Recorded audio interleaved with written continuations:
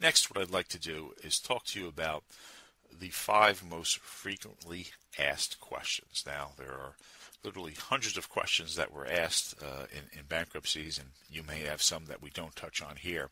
But these are the 5 most common questions that are asked, and of course, we'll be more than happy to answer any additional questions at the time of our meeting.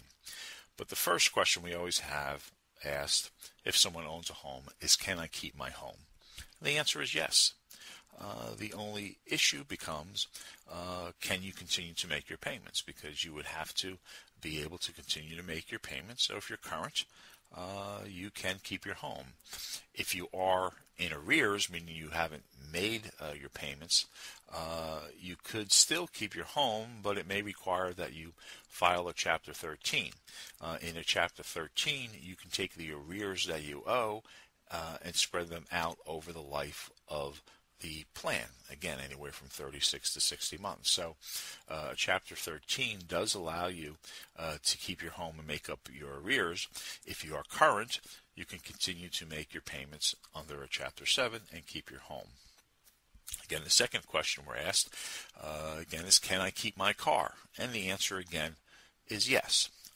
If you have a loan on the car, the issue then becomes, are you current on your loan? If not, there are still ways to keep the car and make up the difference in the arrears in a Chapter 13. The biggest problem that we see with individuals wanting to keep their car is if they have a car that has a lot of equity in it. As we'll talk about in the next segment, the exemptions that one receives in Florida, especially if you are claiming the homestead exemption, are very limited. And for a car, you only get to keep $1,000 worth of equity in a vehicle. So if you have a car that is paid off and worth $7,000, and you only get to credit $1,000 worth of exemptions, you have a $6,000 asset that would need to be addressed. More often than not, even if you qualify for a Chapter 7, you would have to buy that car back, and if you have to pay back $6,000 in equity, you would most likely have to file a Chapter 13 and spread those payments out over 60 months for about $100 a month. Unfortunately, most people need their vehicle to continue to work, so while someone may qualify for a 7, they may have to file a 13. The next question we often are asked is, do I have to pay a percentage of what I owe back to my creditors? And the amazing thing with that is that it doesn't matter how much you owe with regard to what you have to pay back. The issue is what you are keeping.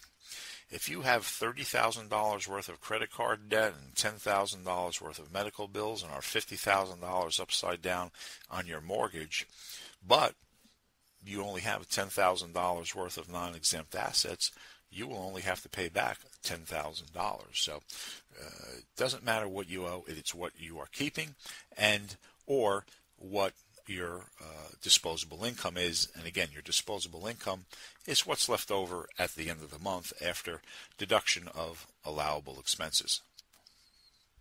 The next question we often get is, will they come and take all of my stuff? Well, the answer again is no.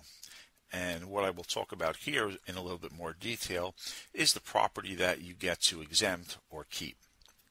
The best exemption we have here in Florida is the homestead exemption. It exempts your home and any equity that you have in it. However, if you are claiming the homestead exemption, your other exemptions are very limited. You get a $1,000 exemption towards personal property. And personal property is basically everything that's not real estate. So your clothes, furniture, jewelry, cash, stocks and bonds, interest in a business, boats, golf clubs, fishing poles, CDs, those type of things. And you get a $1,000 exemption towards equity in a vehicle. That's it, about $2,000 when you're keeping your home. If you're a couple, that would go up to $4,000, $2,000 each. If you're not keeping your home, well, then you get an additional exemption of $4,000 towards personal property, and that also can be used towards exempting some of the equity you may have in a vehicle. So if you're a couple and you're not claiming a homestead exemption, you basically get to keep $12,000 worth of your personal belongings and assets. Other exemptions include a 401k or an IRA. Workers' comp benefits are exempt generally, and there may be some other unique exemptions depending upon what particular retirement funds there are. Now, one thing to also keep in mind, especially here in Florida where we have a number of people who have relocated, the general rule under the bankruptcy code is that you may only claim exemptions, the Florida exemptions, that is, if you have lived in Florida for 2 years. If you have lived here for less than 2 years, then you have to claim the exemptions from the state where you came from, unless that state does not allow their exemptions to be applied to non-residents. In that case, you then have to use the federal exemptions. It gets quite complicated and beyond the scope of this, but I did want to mention it to you since there are a number of new residents here in Florida who may not qualify for Florida exemptions. And then finally, the fifth most often asked question we receive is, will someone come to my home and take all my stuff or search my house? And the question is, in a small, or I should say the answer is, in a small percentage of cases, the trustee may hire an appraiser to come and appraise your personal property. One way to avoid that is to have your own appraisal done prior to filing. Again, the burden is on you as the debtor to prove the value of your assets. If you do prove that by providing the trustee with an appraisal done by a licensed and recognized appraiser, whether it's for your personal property or your vehicle, generally the trustee will accept that appraisal and allow you to use the value that you've placed on your bankruptcy schedules.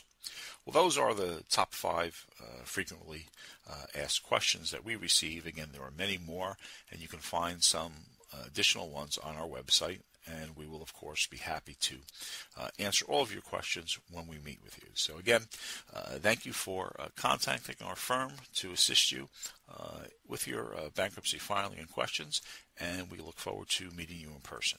Thank you.